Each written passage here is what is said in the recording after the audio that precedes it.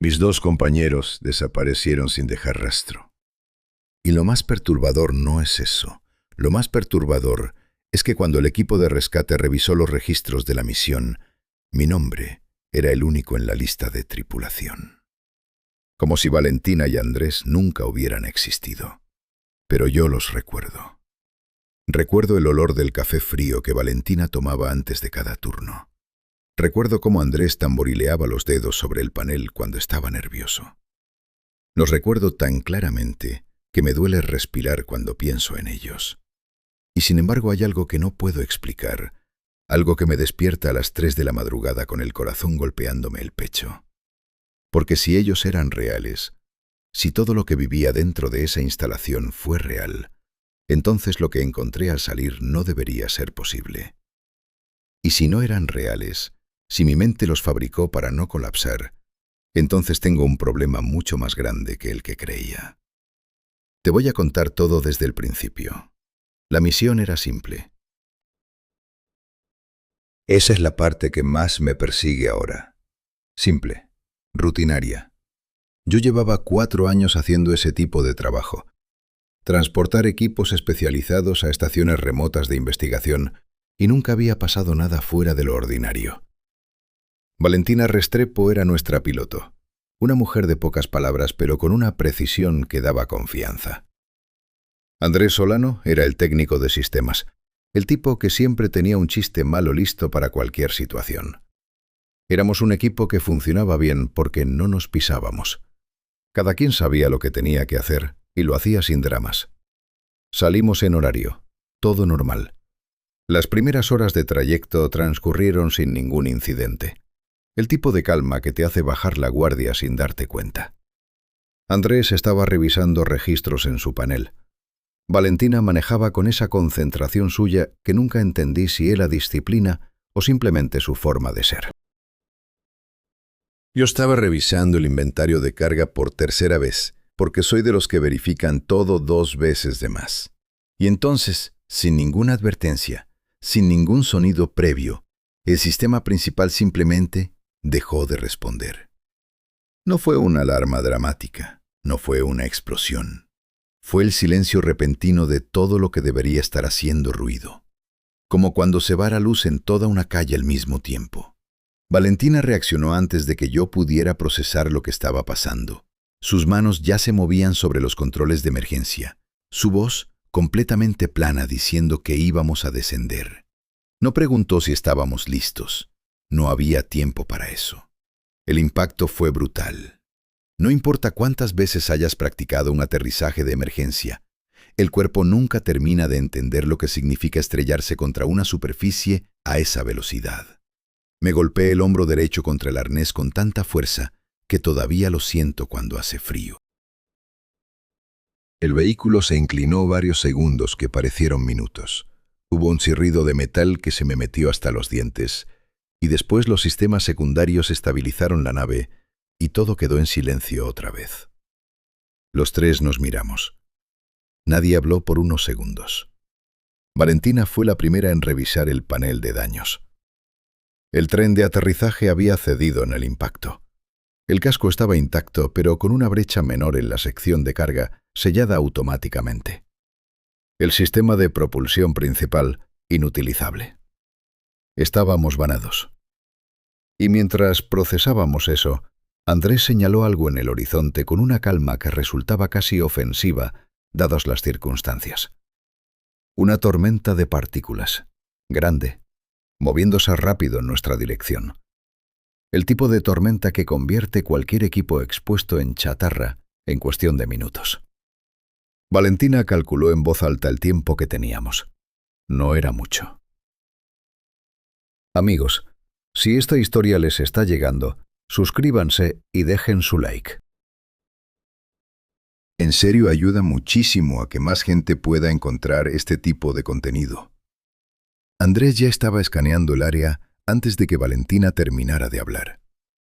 Yo miraba por la ventana lateral tratando de encontrar algo, cualquier cosa, en ese paisaje que era básicamente nada en todas las direcciones. Gris, llano, vacío. Y entonces Andrés dijo, en ese tono suyo de «no sé si esto es buena noticia», que tenía una firma térmica a poca distancia. Estructura grande. Energía de emergencia activa.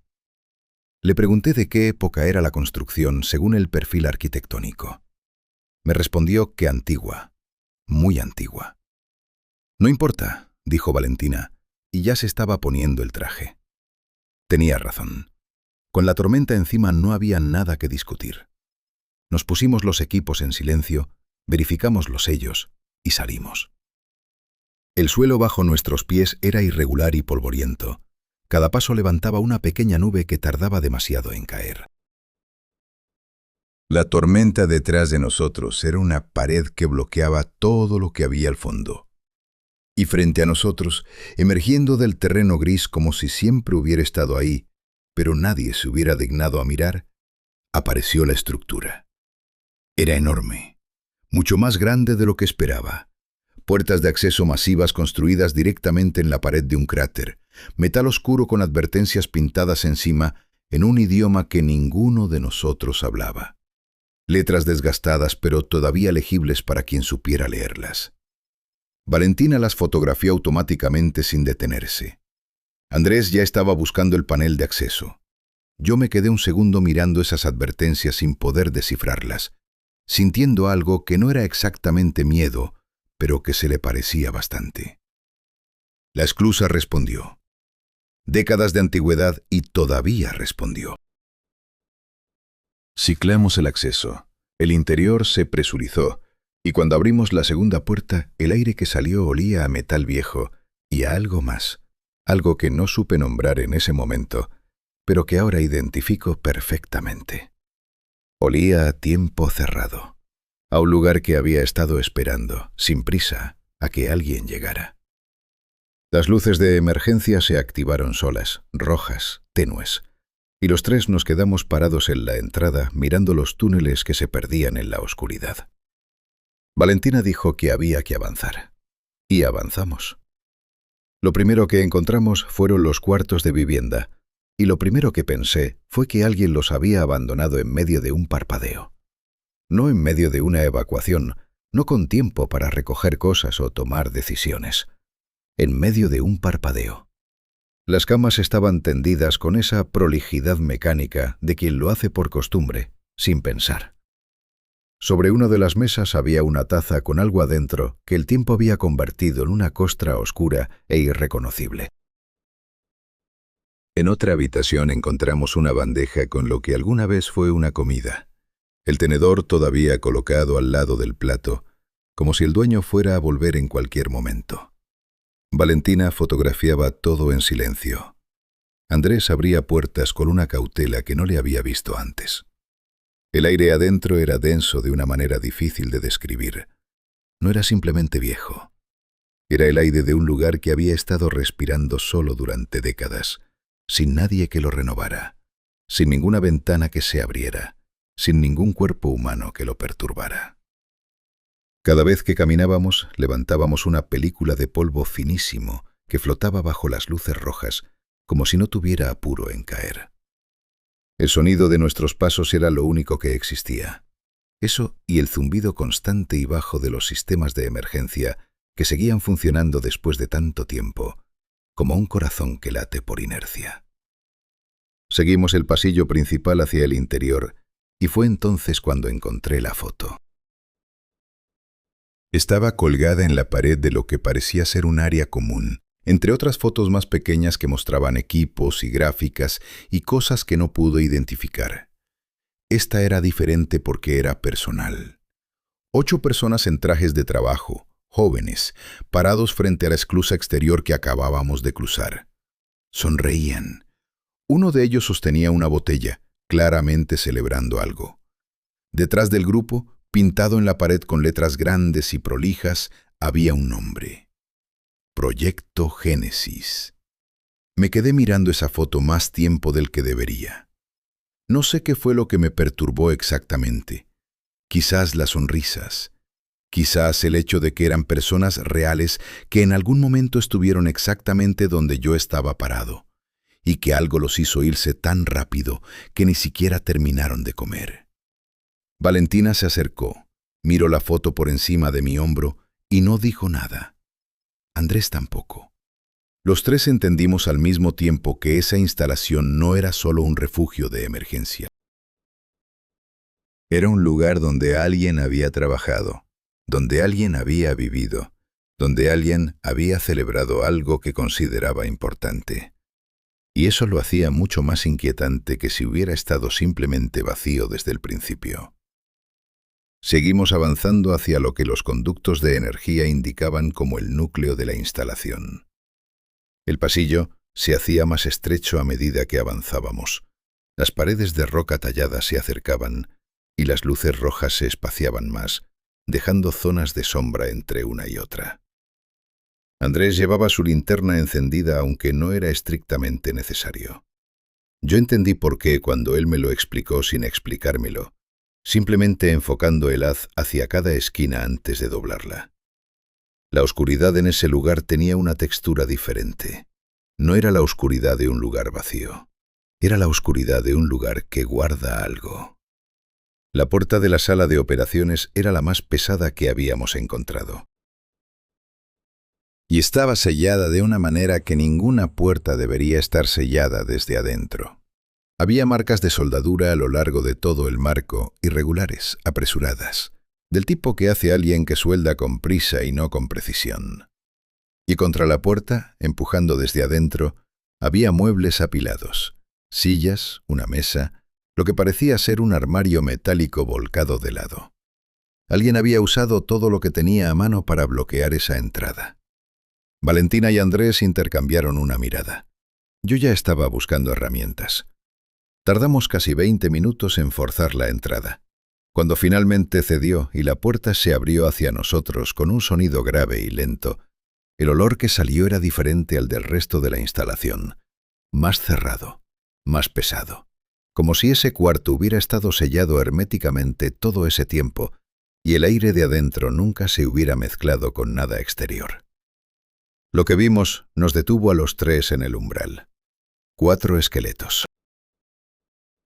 Sentados en sus puestos de trabajo, frente a los paneles de control, inclinados hacia adelante sobre las consolas, como si se hubieran quedado dormidos en medio de una tarea. Pero no era eso. La posición no era la de alguien que se durmió. Era la posición de alguien que esperó durante mucho tiempo y en algún momento dejó de poder seguir esperando. Alrededor de ellos había recipientes vacíos de agua, envolturas de lo que fueron raciones de comida, y en la pared lateral algo que me tomó un momento reconocer. Marcas de arañazos. No decoración, no escritura. Arañazos. El tipo que hace alguien que necesita registrar el paso del tiempo y no tiene nada más con qué hacerlo. Andrés fue el primero en hablar. Dijo muy despacio que ellos mismos se habían encerrado ahí adentro. Tenía razón. La soldadura estaba del lado de adentro. Los muebles bloqueaban la puerta desde adentro. Estas personas no fueron encerradas desde afuera. Eligieron encerrarse. Y se quedaron ahí hasta el final, con los paneles de control frente a ellos, mirando la puerta que ellos mismos habían sellado. La pregunta que no podíamos responder todavía era la misma que Andrés susurró casi sin querer, mirando esa puerta forzada que acabábamos de abrir desde el lado equivocado. ¿De qué se estaban cuidando? El terminal más cercano al esqueleto de la izquierda seguía encendido. Décadas solo en ese cuarto sellado y seguía encendido, parpadeando con una luz verde pálida que iluminaba los huesos desde abajo y los hacía parecer todavía más fuera de lugar. Me acerqué con cuidado, como si pudiera molestar a alguien, y empecé a navegar la interfaz. Era antigua, pero reconocible. Los sistemas de datos son sistemas de datos sin importar la época. Encontré los archivos clasificados en menos de 5 minutos. El nombre del proyecto estaba en la portada de cada documento. Proyecto Génesis. Protocolo de mejoramiento cognitivo y físico. Clasificación máxima. Leí en silencio mientras Valentina revisaba el resto de la sala y Andrés se quedaba parado en el centro sin tocar nada, mirando los arañazos en la pared con una expresión que no supe leer bien. Los archivos describían el proyecto con la frialdad de quien documenta un experimento sin permitirse pensar demasiado en lo que ese experimento implica. Sujetos humanos voluntarios, decían, aunque más adelante en los documentos esa palabra voluntarios dejaba de aparecer. El objetivo era claro: crear personas capaces de operar más allá de los límites normales, sin miedo paralizante, sin respuesta al dolor que interrumpiera la función, sin los frenos mentales que le impiden a cualquier persona común hacer ciertas cosas. Lo describían como una mejora, como un avance, y en las primeras fases, según los registros, funcionó exactamente como esperaban. Fue la fase 4 donde todo empezó a romperse. Los sujetos comenzaron a mostrar cambios que nadie había anticipado, no físicos, sino de otra clase. Dejaban de responder a instrucciones de maneras que al principio parecían desobediencia, pero que los registros médicos describían como algo diferente. Era como si ciertas conexiones se hubieran cortado. No el dolor, no el miedo, sino algo más básico. El reconocimiento de los demás como personas. La capacidad de entender que las acciones tienen consecuencias sobre otros. Los sujetos seguían funcionando, pero funcionaban de una manera que los responsables del proyecto empezaron a describir en los documentos con palabras cada vez más incómodas. Incompatible, irreversible, contenido. Y entonces apareció el nombre que cambió el tono de todos los archivos siguientes. Sujeto Omega. Era el único que había completado todas las fases del protocolo. El único que había sobrevivido cada etapa sin colapso físico ni mental. Los primeros registros sobre él eran casi entusiastas. Resultados excepcionales, adaptación perfecta, potencial ilimitado. Pero a medida que avanzaban las fechas de los documentos, el entusiasmo desaparecía y era reemplazado por algo que en los textos clínicos y fríos de sus archivos resultaba todavía más inquietante, porque claramente nadie quería nombrarlo directamente. Miedo. El último informe sobre el sujeto Omega tenía una sola línea de conclusión antes de cortarse. Ya no recuerda haber sido humano, pero recuerda absolutamente todo lo demás. El archivo terminaba ahí. Le dije a Valentina y a Andrés lo que había leído. Valentina procesó la información en silencio, como siempre. Andrés preguntó qué había pasado con ese sujeto. Le dije que no lo sabía todavía, que los archivos se cortaban, que había más documentación en el laboratorio central según el mapa de la instalación. Señalé en la pantalla la zona marcada, más adentro, más profunda. Valentina dijo que había que ir. Andrés dijo que había que salir. Los dos tenían razón al mismo tiempo. Fui yo quien decidió. Dije que, sin saber qué había en ese laboratorio, no podíamos saber qué tan peligroso era quedarnos ahí esperando el rescate. Que era mejor entender a qué nos enfrentábamos que ignorarlo. Valentina asintió. Andrés no dijo nada más, lo que en él equivalía a aceptar. Cruzamos el pasillo que llevaba al laboratorio central con las linternas en la mano, aunque las luces de emergencia seguían funcionando. Era un pasillo más largo que los anteriores, con las paredes cubiertas de cables y tubos que corrían a lo largo del techo como venas, y el suelo ligeramente inclinado hacia abajo, como si el laboratorio estuviera construido en un nivel más bajo que el resto de la instalación. El aire cambiaba a medida que avanzábamos.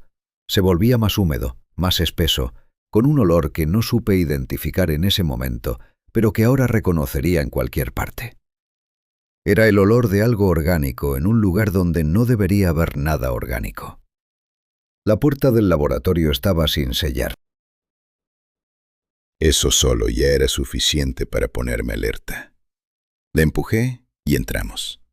El laboratorio era grande, el más grande que habíamos visto en toda la instalación, con el techo más alto y las paredes más anchas.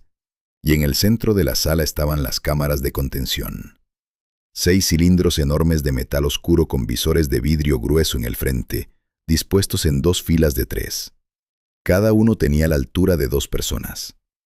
Andrés se acercó al primero, enfocó la linterna en el visor y dijo que estaba vacío. El segundo también. El tercero. El cuarto. El quinto. Todos vacíos, con las tapas abiertas, cubiertos por dentro de una capa de polvo que llevaba décadas acumulándose. El sexto era diferente. El visor del sexto cilindro estaba roto. No agrietado, roto. Los fragmentos de vidrio estaban esparcidos hacia afuera, no hacia adentro, lo que significaba que la rotura había venido desde adentro hacia afuera. La tapa estaba en el suelo, con los pernos de cierre todavía puestos, arrancados del marco con una fuerza que dejaba marcas visibles en el metal. Y en la base del cilindro, derramado sobre el suelo alrededor de él como un charco, había un gel transparente y viscoso. Me agaché y lo toqué antes de pensar si era buena idea. Estaba fresco. No tibio, no seco, no endurecido. Fresco, con la temperatura y la consistencia de algo que llevaba horas ahí, no décadas. Andrés ya estaba mirando el monitor lateral que mostraba el registro de signos vitales de cada cilindro. 5 de ellos mostraban líneas planas que venían de décadas atrás. El sexto tenía algo diferente al final del registro. Una entrada reciente, con una marca de tiempo que indicaba menos de 4 horas antes de que nosotros aterrizáramos. Temperatura elevada. Cambio de presión interna. Ruptura del sello. Valentina miró las huellas en el polvo del suelo que salían del cilindro y se perdían hacia los túneles oscuros al fondo de la sala. Eran grandes, descalzas, y el polvo entre ellas estaba todavía asentándose. Nadie dijo nada. Eso fue lo primero que me impactó. Los tres miramos esas huellas frescas en el polvo y ninguno abrió la boca porque creo que los tres entendimos al mismo tiempo que hablar en voz alta en ese momento era exactamente lo que no había que hacer. Valentina apagó su linterna. Yo apagué la mía. Andrés tardó 2 segundos más, pero también la apagó.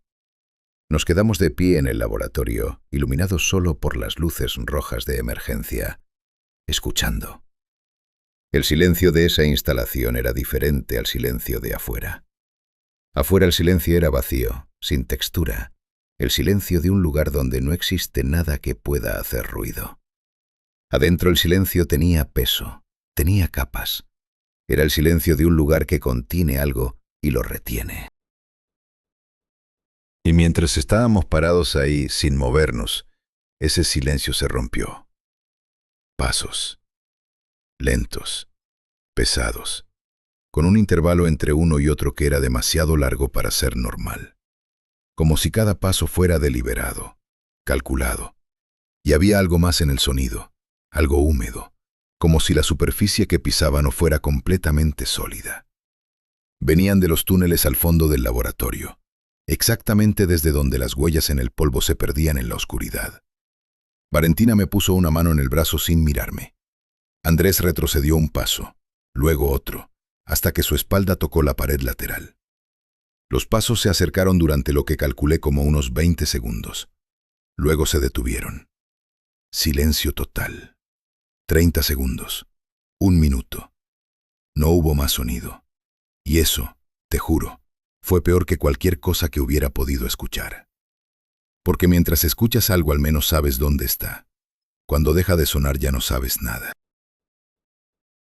Valentina apretó mi brazo una vez y señaló con la cabeza hacia la puerta por donde habíamos entrado. Me moví primero, despacio, poniendo los pies con cuidado para no levantar polvo, sin apartar los ojos de los túneles oscuros al fondo. Andrés nos siguió. Salimos del laboratorio, cruzamos el pasillo de los cables y los tubos en el techo y no corrimos hasta que estuvimos de vuelta en el pasillo principal. Entonces sí corrimos. Nos encerramos en la sala de operaciones, la misma donde habíamos encontrado los 4 esqueletos, y empujamos los muebles que seguían ahí contra la puerta. No con la misma solidez con que los habían puesto los que vinieron antes que nosotros, pero suficiente para darnos la sensación de que había algo entre nosotros y el resto de la instalación. Los esqueletos seguían en sus puestos. No los miramos. Andrés dijo, todavía recuperando el aliento, que había que activar la baliza de emergencia y esperar afuera de la instalación. Valentina le recordó que la tormenta seguía activa, que salir en ese momento equivalía a lo mismo que no haber entrado nunca. Andrés lo sabía. Lo dijo de todas formas porque necesitaba decir algo. Me senté frente al terminal que había revisado antes y busqué las grabaciones archivadas. Si el proyecto Génesis había documentado todo con la meticulosidad que mostraban los archivos de texto, tenía que haber registro en video. Y lo había. Horas y horas de grabaciones del laboratorio, de los pasillos, de las salas de trabajo. Empecé por las más recientes antes del cierre de la instalación. La primera grabación que encontré mostraba el laboratorio central, los 6 cilindros intactos y sellados y un hombre parado frente a la cámara. 50 años, pelo entrecano, bata blanca. Hablaba con la soltura de alguien que ha dado muchas conferencias, que está acostumbrado a que lo escuchen. Activé la traducción automática del sistema. El texto apareció en la parte inferior de la pantalla con un retraso de pocos segundos. Me llamo Ignacio Varela. Soy el director del proyecto Génesis. Valentina y Andrés se acercaron detrás de mí a mirar la pantalla. Varela explicaba el objetivo del proyecto con el entusiasmo controlado de un científico que cree estar en el umbral de algo importante. Modificación neurológica progresiva. Eliminación de respuestas limitantes. Personas capaces de funcionar en condiciones donde cualquier otro se paralizaría. Soldados, decía, aunque también mencionaba otras aplicaciones. Lo decía como quien habla de ingeniería, no de personas. Eso solo ya me resultó incómodo. Las grabaciones siguientes mostraban las primeras fases del protocolo. Los sujetos en las cámaras de contención, los monitores registrando sus constantes, Varela tomando notas con esa misma soltura de conferenciante. Los resultados eran exactamente lo que los archivos de texto describían. Buenos al principio. Muy buenos. Demasiado buenos para que alguien se detuviera a preguntar qué se estaba perdiendo en el proceso de quitar todo lo que consideraban limitaciones. Pasé rápidamente a las grabaciones de la fase 4. El cambio en el tono de Varela era visible desde la primera imagen. Seguía siendo el mismo hombre, pero algo en su postura había cambiado. Hablaba más despacio. Elegía las palabras con un cuidado que antes no necesitaba. Describía los cambios en los sujetos con términos clínicos que claramente estaba usando para no tener que decir lo que realmente observaba. No reconocen instrucciones como instrucciones. No procesan la presencia de otros como presencia relevante. El protocolo avanzó más allá de los parámetros previstos. Andrés preguntó qué significaba eso en términos simples. Le dije que significaba que habían creado personas que funcionaban perfectamente, pero que habían dejado de considerar a los demás como algo que importara. La última grabación de Varela era diferente a todas las anteriores. No estaba en el laboratorio. Estaba en un pasillo que reconocí como el que llevaba a la sala de operaciones donde estábamos sentados en ese momento. Hablaba en voz muy baja, casi susurrando, mirando hacia los lados entre una frase y la siguiente. El texto de traducción tardaba más en aparecer, como si el sistema también tuviera dificultad con ese tono. Solo queda el sujeto Omega, decía. Los demás ya no están. Omega completó todas las fases. Omega recuerda todo. Omega sabe exactamente dónde estamos. La grabación se cortaba ahí. El sonido de pasos lentos y húmedos volvió a escucharse, esta vez desde el pasillo al otro lado de la puerta que acabábamos de bloquear con los muebles. Valentina no dijo nada. Andrés no dijo nada. Yo miré la puerta y luego miré los 4 esqueletos en sus puestos de trabajo y entendí por primera vez con toda claridad por qué ellos habían elegido encerrarse exactamente aquí. Los pasos se detuvieron justo al otro lado de la puerta. Los pasos al otro lado de la puerta estuvieron ahí durante 4 minutos exactos. Lo sé porque miré mi cronómetro y conté. 4 minutos de silencio total, excepto por ese sonido húmedo y pesado moviéndose muy despacio de un lado al otro del pasillo, como si algo estuviera evaluando la puerta, calculando, decidiendo. Ninguno de los tres nos movimos. Ni siquiera cuando Andrés tuvo un espasmo involuntario en la mano y golpeó sin querer el borde de la mesa con los nudillos. El sonido fue mínimo, pero en ese silencio pareció enorme. Los tres nos quedamos completamente rígidos. Los pasos se alejaron. Pasaron otros 3 minutos antes de que alguien respirara con normalidad. Valentina fue la primera en moverse. Se acercó al terminal en silencio y empezó a buscar en los archivos con una metodicidad que en ese momento me pareció casi sobrehumana. Yo todavía tenía las manos apoyadas en los muslos con más fuerza de la necesaria. Andrés estaba de pie contra la pared lateral mirando la puerta sin apartar los ojos de ella. Valentina encontró lo que yo no había llegado a buscar todavía: los registros médicos completos del sujeto Omega. No el resumen de Varela, sino los datos crudos, las mediciones, los informes de cada fase. Los leyó en silencio durante varios minutos y después nos resumió lo que decían con esa economía de palabras suya que en otro contexto me habría parecido brusca, pero que en ese momento agradecí. El sujeto Omega no había muerto. No había sido eliminado ni contenido después de la fase final. Había sido puesto en la 6ª cámara de contención en un estado que los registros describían como suspensión metabólica profunda, una especie de hibernación inducida que no era muerte, pero tampoco era vida en ningún sentido reconocible. La decisión había sido de Varela. El registro decía que era la única opción disponible después de que todos los demás intentos de revertir el protocolo fracasaron. No podían terminarlo. No podían controlarlo, así que lo apagaron lo mejor que pudieron y cerraron la tapa. Y ahí había estado durante décadas, hasta 4 horas antes de que nosotros aterrizáramos. Valentina señaló algo en los datos que yo no había notado. Los registros de la cámara 6 mostraban una serie de fluctuaciones pequeñas y graduales en los niveles de suspensión durante los últimos años. No un despertar repentino, sino algo más lento, más paciente. Como si el estado de hibernación se hubiera ido erosionando poco a poco, año tras año, hasta que en algún punto cruzó un umbral y el proceso se volvió irreversible. No fue nuestro aterrizaje lo que lo despertó. Llevaba tiempo despertándose solo. Andrés preguntó en voz muy baja qué significaba exactamente incorporación al campo, la frase que yo había mencionado antes del texto de los archivos.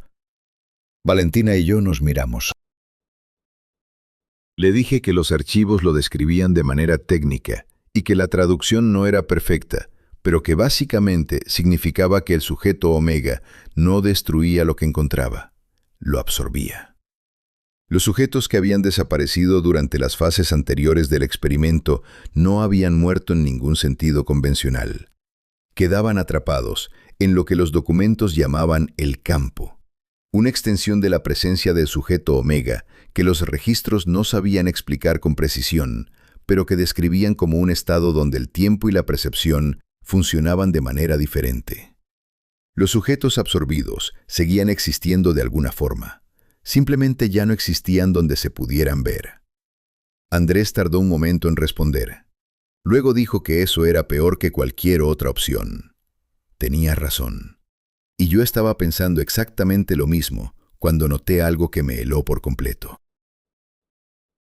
En el mapa de la instalación que seguía abierto en una esquina del terminal, había un indicador que no había visto antes, un punto parpadeante en tiempo real que mostraba la ubicación del sistema de monitoreo activo más cercano.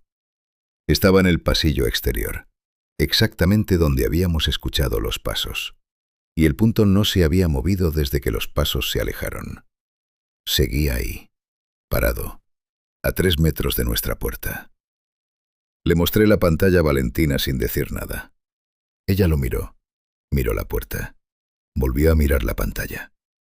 Andrés preguntó qué estábamos mirando y cuando se lo expliqué, dio un paso involuntario hacia atrás. Eso fue cuando pasó. No hubo advertencia, no hubo sonido previo. Andrés estaba de pie junto a la mesa central, entre Valentina y yo, y en algún momento entre un segundo y el siguiente, simplemente dejó de estar ahí. No escuché nada, no vi nada moverse, solo el espacio donde había estado un cuerpo y ya no había nada. Su linterna estaba en el suelo, encendida. El haz apuntando hacia el techo en un ángulo que solo tenía sentido si alguien la hubiera soltado sin querer. Me quedé mirando ese punto en el suelo durante lo que debieron ser varios segundos, sin poder procesar lo que acababa de pasar. Valentina se agachó, recogió la linterna, la apagó con un movimiento preciso y controlado que contrastaba completamente con lo que debía estar sintiendo. Luego me miró. No dijo el nombre de Andrés. No preguntó qué había pasado. Las dos cosas eran obvias y ninguna tenía respuesta útil.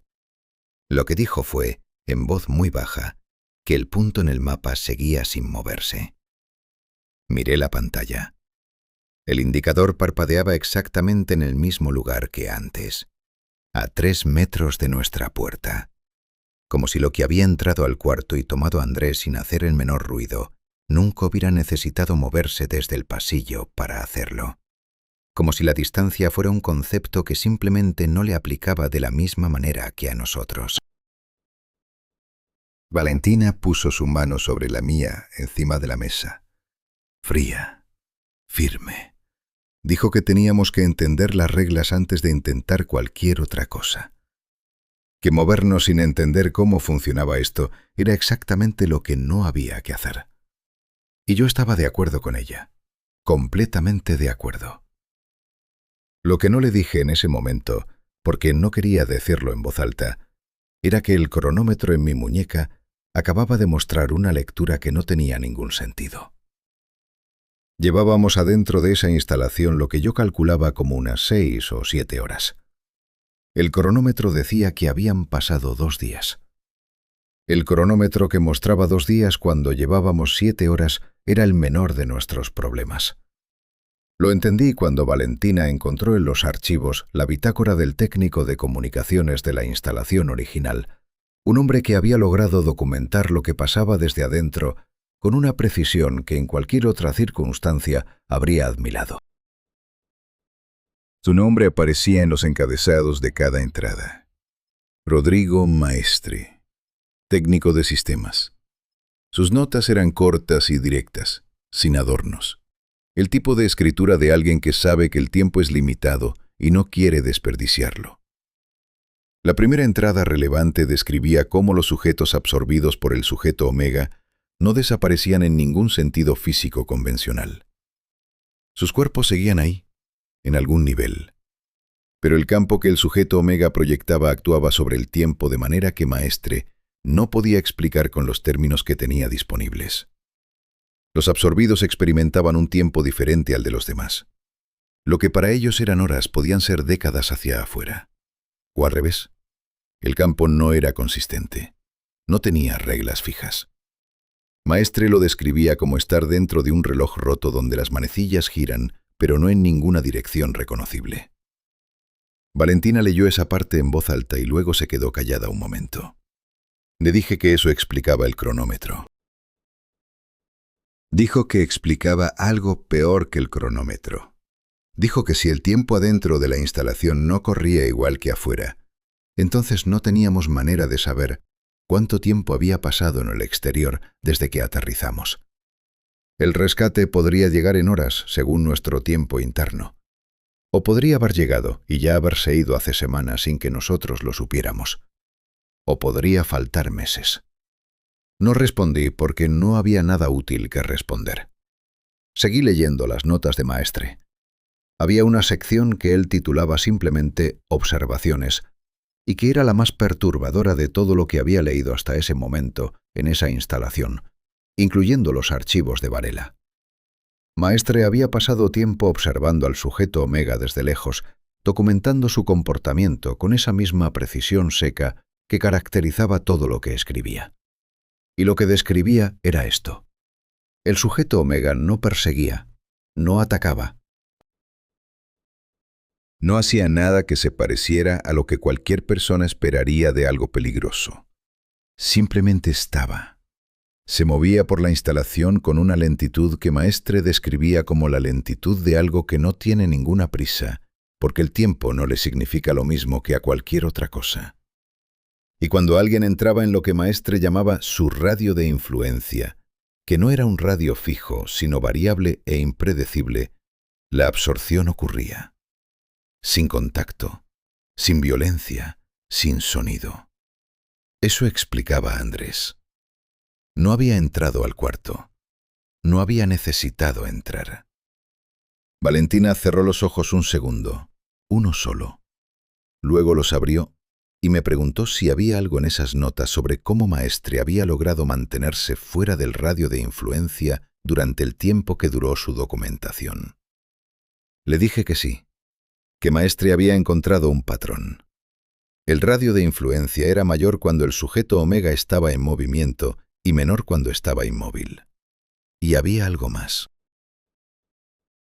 Algo que Maestre describía con una cautela que yo interpreté como la cautela de alguien que no está completamente seguro de lo que observa, pero lo anota de todas formas.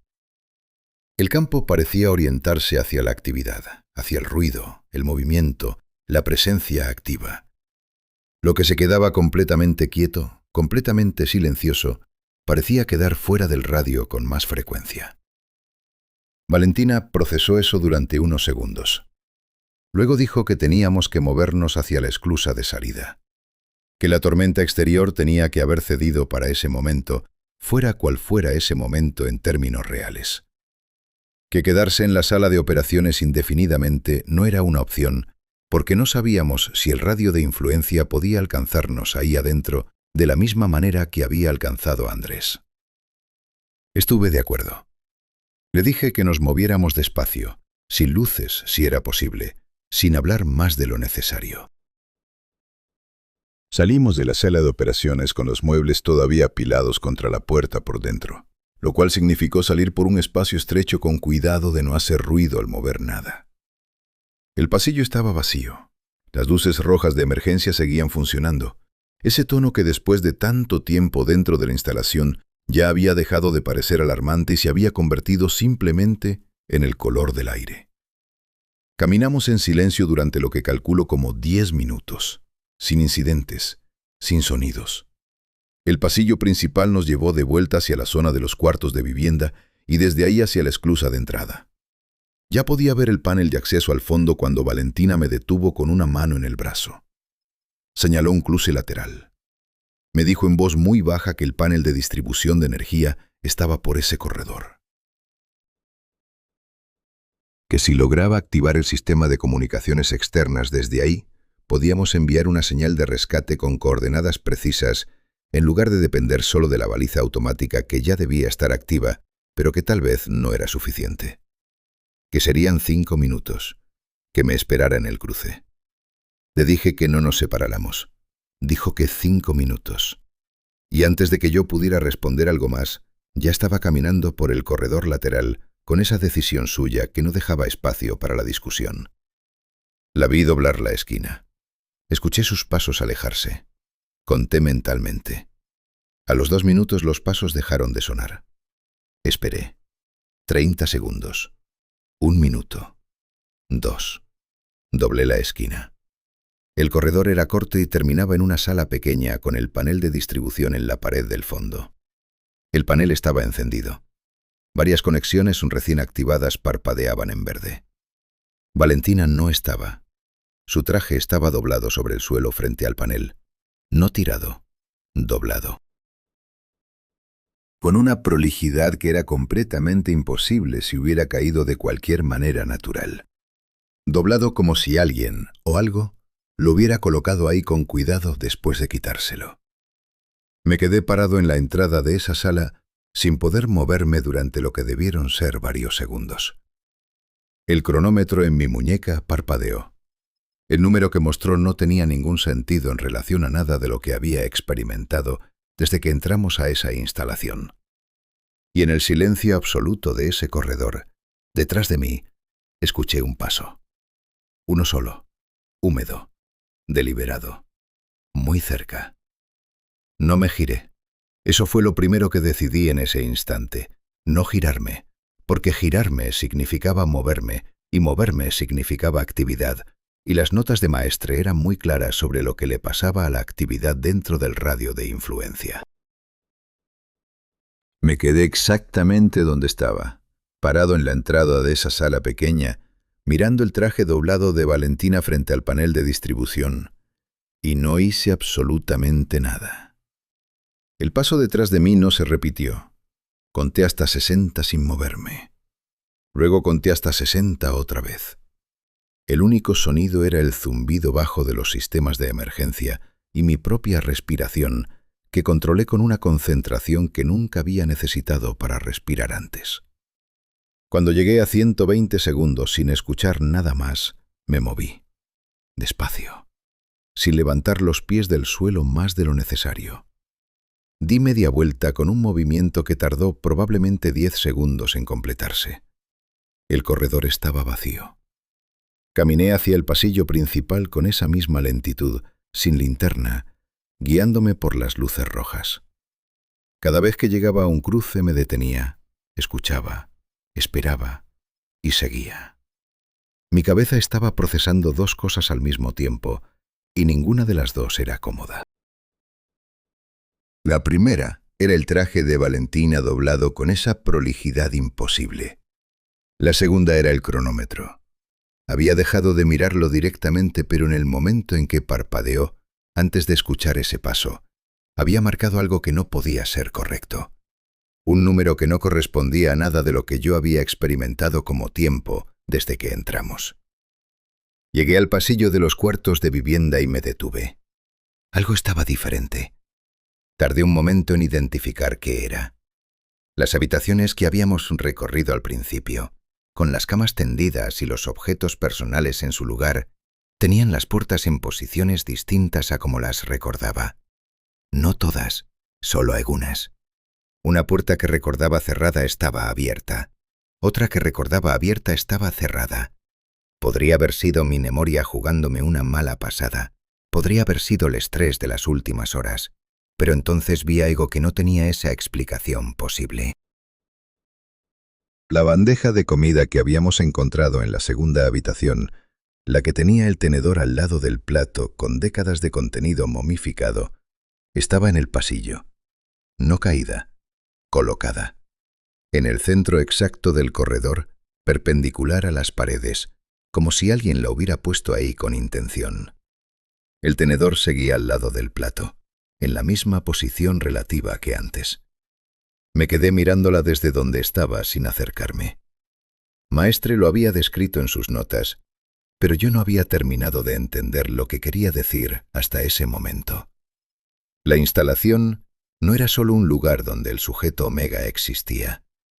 Era un mecanismo que él habitaba de una manera que borraba la distinción entre él y el espacio. Las cosas se movían. Los corredores parecían más cortos o más largos, dependiendo de cuándo los recorrías. Los objetos aparecían en lugares donde no habían estado, no como fantasmas, no como ilusiones. Como una reorganización real y física de lo que te rodeaba, tan gradual que no la notabas hasta que ya era demasiado tarde para saber cuándo había empezado. Estaba dentro de algo que me conocía mejor de lo que yo lo conocía a él. Eso me paralizó durante varios segundos de una manera que el miedo convencional no había logrado. El miedo convencional te hace querer correr, querer gritar, querer hacer algo. Esto era diferente. Era la parálisis de entender que las reglas del lugar donde estás no son las reglas que traes contigo, y que no hay manera de improvisar nuevas reglas lo suficientemente rápido. Entonces recordé lo que Maestre había escrito sobre cómo había sobrevivido. No era resistencia, no era valentía, era irrelevancia. Hacerse tan pequeño, tan silencioso, tan sin movimiento, que el campo simplemente no encontrara nada que absorber. Como esconderse de algo que no te busca activamente, sino que te encuentra por accidente cuando te mueves. Me salí del pasillo principal y busqué los túneles de mantenimiento que había visto en el mapa de la instalación. Eran más estrechos, más bajos, claramente diseñados para acceso técnico y no para tránsito regular. Perfecto. Menos espacio significaba menos posibilidad de que algo se moviera sin que yo lo escuchara. Me metí en el primer acceso que encontré y avancé por él casi arrastrándome, con los codos contra las paredes de roca tallada, contando mis respiraciones para mantenerlas regulares. Encontré lo que buscaba 20 minutos después, un compartimento de almacenamiento de equipos empotrado en la pared del túnel, con una puerta metálica que cerraba desde adentro con un pestillo simple. Apenas tenía espacio para sentarme con las rodillas contra el pecho. Entré, cerré el pestillo y me quedé completamente inmóvil en la oscuridad total. La baliza de emergencia de mi traje llevaba activa desde el aterrizaje. Eso lo sabía. Era automática, no requería que yo hiciera nada. Pero Valentina había logrado activar el panel de comunicaciones antes de desaparecer. Lo había visto en las conexiones parpadeando en verde. Eso significaba que la señal que salía de esa instalación ahora era más fuerte y más precisa que la baliza sola. Alguien tenía que estar recibiéndola. Alguien tenía que estar en camino. Lo que no sabía era cuánto tiempo había pasado afuera, mientras yo llevaba lo que sentía como horas adentro. El cronómetro había marcado 2 días en un momento. Luego había parpadeado y mostrado otro número completamente diferente. Había dejado de confiar en él, pero tampoco podía ignorarlo. Me puse una alarma silenciosa de vibración en el traje para 1 hora y esperé. Los pasos pasaron por el túnel exterior 2 veces durante esa hora. La primera vez el sonido era lejano, amortiguado. Casi podría haberlo confundido con el sistema de ventilación si no supiera lo que era. La segunda vez era más cercano.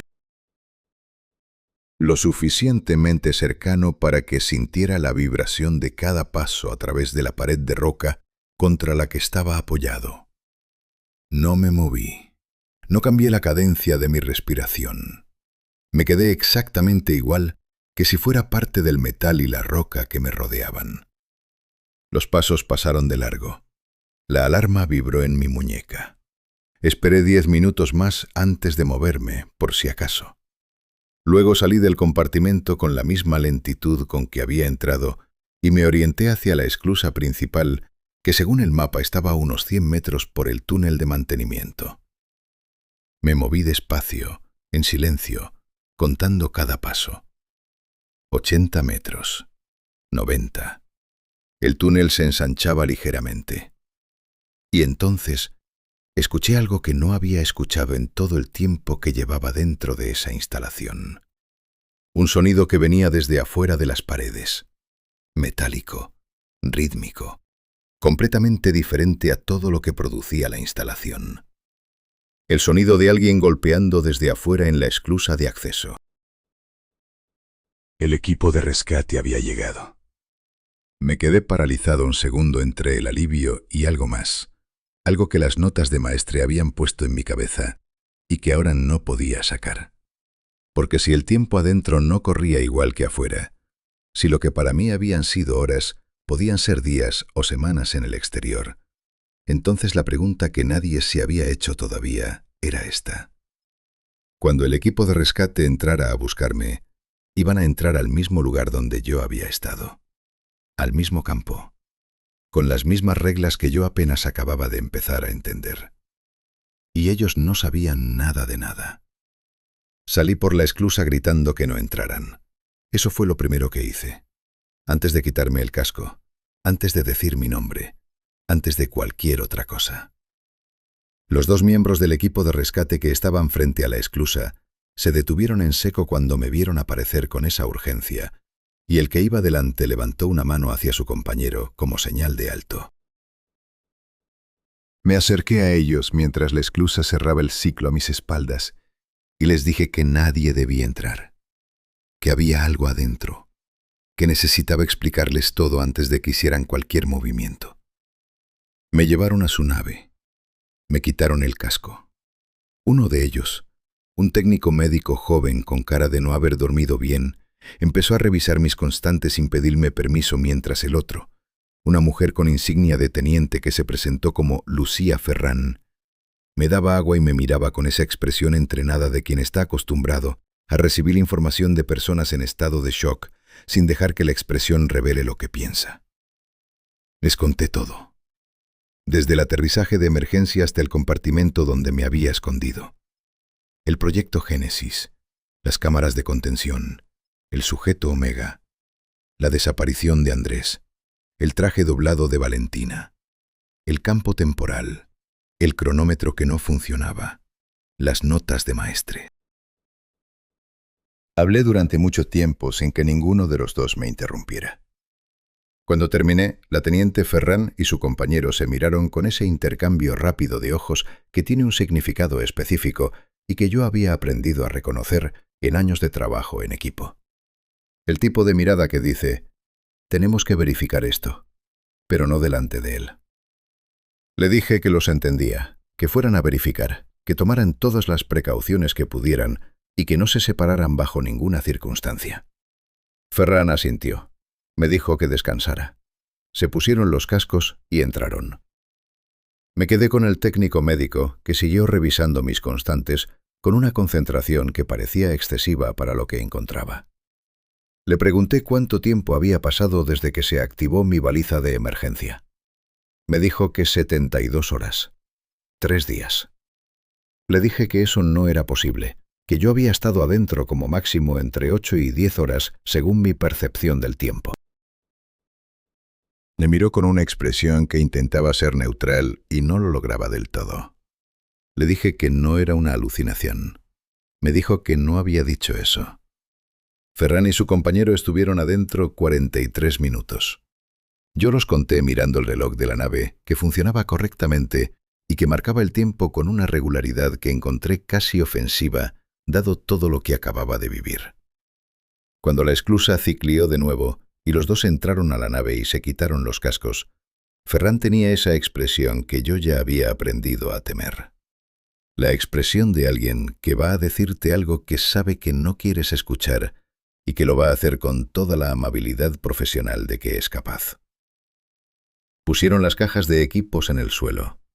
Ferrán se sentó frente a mí. Dijo que habían encontrado a mis compañeros. El alivio que sentí duró exactamente el tiempo que tardó su tono en terminar la frase. Dijo que habían encontrado restos, 2 cuerpos, esqueletos. Me mostró las fotos en su tableta antes de que yo pudiera responder. 2 conjuntos de huesos en trajes de trabajo. Los trajes eran modernos, el mismo modelo que usábamos nosotros. Reconocí el diseño sin ninguna duda. Pero los huesos dentro de esos trajes mostraban una degradación que no correspondía a días, sino a décadas. La tela estaba parcialmente desintegrada. El material de los sellos corroído. Como si alguien hubiera tomado equipo nuevo y lo hubiera envejecido artificialmente 50 años. Le dije que eso era imposible. Que Andrés había desaparecido frente a mí hacía menos de un día según mi percepción. Que Valentina había estado viva y hablando conmigo horas antes. Ferrán dijo que lo entendía. Lo dijo de una manera que significaba que no lo entendía en absoluto, pero que estaba dispuesta a escucharme. Su compañero abrió la boca y dijo algo que me golpeó de una manera que no esperaba. Dijo que en el sistema de cámaras de la instalación habían encontrado grabaciones recientes de las últimas 72 horas, y que en esas grabaciones aparecía yo, solo, recorriendo los pasillos, deteniéndome en lugares vacíos, hablando, esperando respuestas que ninguna cámara registraba porque no había nadie más ahí. Le dije que eso no era posible, que Valentina y Andrés habían estado conmigo en todo momento. El compañero giró su tableta hacia mí y me mostró un fragmento de video. La sala de operaciones, las luces rojas, yo sentado frente al terminal, hablando, mirando hacia un lado como si alguien estuviera parado junto a mí. La silla a mi lado, vacía. El espacio donde Andrés debería haber estado, completamente vacío. Me quedé mirando esa imagen sin poder decir nada. Ferran habló despacio, eligiendo las palabras con cuidado. Dijo que el aislamiento extremo combinado con una situación de amenaza sostenida podía producir percepciones muy vívidas y completamente convincentes, que era un fenómeno documentado, que no significaba ningún daño permanente, que lo que yo había experimentado era real para mí en todo sentido. Le dije que Valentina había activado el panel de comunicaciones, que yo lo había visto con las conexiones encendidas en verde. El compañero revisó sus notas. Dijo que el panel de comunicaciones estaba activo cuando entraron, sí. Dijo que, según el registro del sistema, lo había activado una conexión automática de emergencia vinculada a mi baliza, no una intervención manual. Miré las fotos de los esqueletos otra vez, los trajes modernos con décadas de deterioro dentro, y pensé en el cronómetro marcando 72 horas cuando yo había vivido lo que sentía como menos de 10. Pensé en las notas de Maestre describiendo cómo el tiempo afectaba de manera diferente a lo orgánico y a lo sintético dentro del campo. Pensé en Andrés desapareciendo sin sonido, en el traje de Valentina doblado con esa prolijidad imposible, y pensé en algo que ninguno de los dos en esa nave había considerado todavía. Si las cámaras me mostraban solo, hablando con el aire, podía significar que Andrés y Valentina nunca habían existido fuera de mi mente. Esa era la explicación que Ferran estaba ofreciendo y que tenía toda la lógica del mundo desde afuera. Pero había otra explicación, una que las cámaras no podían registrar porque registraban el espacio visible y no lo que el campo del sujeto Omega hacía con las personas que absorbía. Si Andrés y Valentina habían sido incorporados al campo, si existían en ese estado que Maestre describía como paralelo al espacio normal, entonces para cualquier cámara y para cualquier persona que entrara después habrían sido invisibles. Presentes pero no detectables, atrapados en una capa del lugar que ningún equipo convencional podía medir.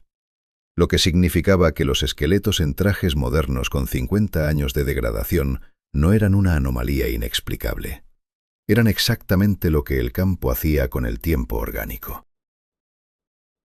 Y si eso era real, si todo lo que había vivido era real, entonces Andrés y Valentina no estaban muertos en ningún sentido que yo pudiera entender. Estaban en algún lugar dentro de esa instalación que acabábamos de dejar atrás. No dije nada de esto en voz alta, porque si lo decía, Ferran iba a tener razón en algo más, en que yo necesitaba evaluación médica urgente, y si me llevaban a evaluación médica, nadie iba a volver a esa instalación con la información correcta. Nadie iba a entender lo que había que entender antes de entrar. Y eso significaba que la siguiente persona que cruzara esa esclusa iba a repetir exactamente lo mismo que nosotros. Así que guardé silencio y miré por la ventana de la nave mientras Ferran seguía hablando. La esclusa de la instalación seguía visible desde ahí. Las luces rojas de emergencia parpadeaban suavemente desde adentro, visibles a través del panel traslúcido del acceso, como una señal, como una invitación.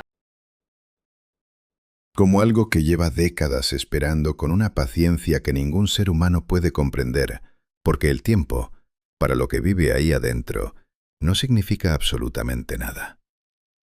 El técnico médico pidió los resultados del análisis forense de los huesos y lo que salió en la pantalla hizo que Ferran dejara de escribir en su tableta y se quedara mirando el escáner con una expresión que ya no era la expresión entrenada de antes. Era algo más genuino. Era la expresión de alguien que acaba de encontrar un dato que no encaja con ningún marco que conoce y que no sabe todavía si eso lo asusta o simplemente lo desconcierta. El técnico leyó los resultados 2 veces antes de hablar. Dijo que la degradación biológica de los huesos indicaba décadas de exposición, que era consistente con restos de 50 años o más, pero que el material sintético de los trajes, las fibras, los compuestos de los sellos, el recubrimiento de los visores, mostraba un desgaste de entre 2 y 4 días, no décadas, días. Dijo que eso no era posible desde ningún punto de vista de la física de materiales que él conociera, que había corrido el análisis 2 veces porque la primera pensó que había un error en la calibración del escáner. La segunda vez dio exactamente el mismo resultado. Ferran tomó el escáner y lo revisó ella misma. Lo hizo en silencio durante varios segundos. Luego lo dejó sobre la mesa con un movimiento muy controlado, el tipo de movimiento que hace alguien que necesita no revelar lo que está sintiendo. Yo no dije nada. No dije lo que estaba pensando, que eso era exactamente lo que las notas de Maestre describían. Que el campo del sujeto omega afectaba el tiempo orgánico y el tiempo sintético de maneras distintas porque actuaba sobre la materia viva de una manera que la materia inerte no experimentaba de la misma forma. Que los huesos se habían envejecido 50 años porque pertenecían a personas que el campo había absorbido y procesado durante lo que para el campo era décadas, aunque para nosotros hubieran pasado días. Que los trajes habían envejecido solo días porque eran plástico y metal y fibra sintética, materiales que el campo no reconocía como relevantes y sobre los que el tiempo corría de manera normal. No lo dije porque si lo decía, Ferran tenía 2 opciones: creerme, lo cual implicaba aceptar algo que contradecía todo lo que sabía sobre cómo funciona la realidad, o no creerme, lo cual confirmaba su diagnóstico inicial de que yo necesitaba evaluación psiquiátrica urgente. Ninguna de las 2 opciones me servía para lo que necesitaba hacer. El técnico médico se aclaró la garganta y dijo que iba a añadir los resultados del forense al reporte de la misión como anomalía sin clasificar, pendiente de análisis posterior. Ferran asintió sin mirarlo. Seguía mirando el escáner sobre la mesa como si esperara que fuera a cambiar de número si lo observaba el tiempo suficiente. Le pregunté qué iban a hacer con la instalación. Dijo que la iban a declarar zona de cuarentena y riesgo biológico no especificado, que era el protocolo estándar para instalaciones antiguas con condiciones de contaminación desconocidas. Que iba a quedar sellada y marcada en los registros de navegación como área de acceso prohibido. Que nadie iba a entrar hasta que hubiera una evaluación oficial completa, lo cual, en términos prácticos, significaba que nadie iba a entrar en mucho tiempo. Le dije que eso era lo correcto, y lo era. Era exactamente lo correcto. El problema era que lo correcto llegaba 50 años tarde para las personas que habían construido esa instalación, y llegaba tarde también para las personas que habían estado dentro de ella conmigo. Sellarlo no deshacía nada de lo que ya había pasado. Solo significaba que la siguiente persona que cruzara esa esclusa, si alguna vez alguien lo hacía, iba a encontrar exactamente lo que nosotros encontramos. Porque lo que vive ahí adentro no necesita alimentarse, no necesita luz, no necesita absolutamente nada del exterior para seguir existiendo. Solo necesita que alguien entre. Despegamos 40 minutos después. Yo miré por la ventana mientras la instalación se hacía más pequeña bajo nosotros. Desde esa distancia no parecía nada especial. Un conjunto de estructuras metálicas antiguas enterradas en el terreno, sin rasgos que la distinguieran de cualquier otra instalación abandonada. La esclusa de acceso ya estaba sellada desde afuera por el equipo de Ferran. Un sello de emergencia naranja brillante sobre el panel de acceso, visible desde lejos.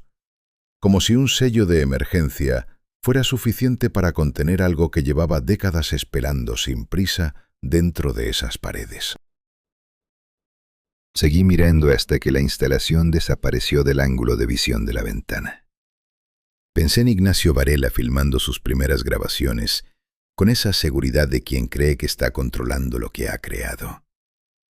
Pensé en los 4 esqueletos en la sala de operaciones, encerrados por su propia decisión, esperando hasta el final. Pensé en Maestre escribiendo sus notas con esa precisión de alguien que sabe que, probablemente, nadie va a leerlas, pero las escribe de todas formas porque es lo único que puede hacer.